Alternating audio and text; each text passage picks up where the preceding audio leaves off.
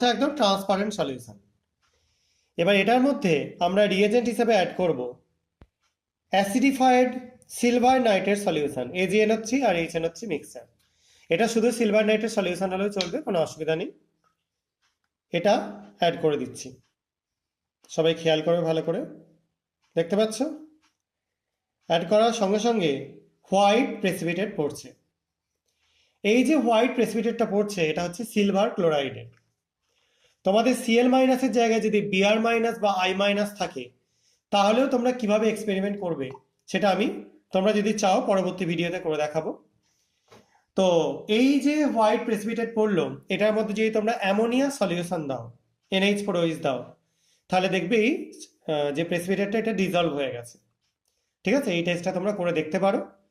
যাই হোক, এটা থেকে আমরা ক্লোরাইড কনফার্ম হলাম, ডিজলভ করে গেলে ক্লোরাইড হবে অবশ্যই।